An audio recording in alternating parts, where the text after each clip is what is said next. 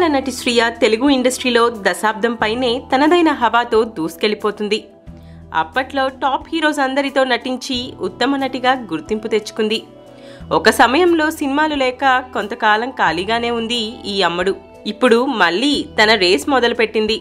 మనం సినిమాతో హిట్ అందుకున్న శ్రియ బాలకృష్ణ సరసన గౌతమిపుత్ర శాతకర్ణి సినిమాలో నటించి మరొక హిట్ అందుకుంది. గతంలో కూడా వీళ్ళ కాంబినేషన్లో వచ్చిన చెన్నకేశవరెడ్డి బిగ్గెస్ట్ హిట్ అందుకుంది.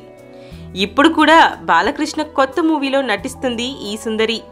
మొదటి నుండి శ్రియకి కాస్త ధైర్యం ఎక్కువే. రీసెంట్గా మరొకసారి దాన్ని రుజువు చేసింది. వేసవి సెలవుల్ని ఎంజాయ్ చేయడానికి మాల్దీవులకు వెళ్ళింది.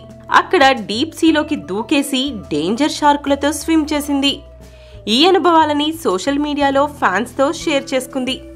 సముద్రం మధ్యలో బోట్లో గడిపిన ఆ క్షణం తన జీవితంలోనే అత్యంత మధురమైన ఘట్టమని తన ఆనందాన్ని వ్యక్తపరిచింది. షార్కులను వదిలి బయటకు రావాలనిపించలేదని చెప్పింది. అసలు షార్కులను దగ్గర నుండి చూసే ధైర్యం ఎవ్వరూ చెయ్యరు. అలాంటిది ఈ అమ్మడు మాత్రం వాటితో స్విమ్ చేసి ఎంజాయ్ చేసింది. అందుకే కాబోలు శ్రియకి డేరింగ్ అండ్ డాషింగ్ గర్ల్గా గుర్తింపుంది. ఇలాంటి సాహసం అప్పట్లో ఇలియానా కూడా చేసిందిలేండి.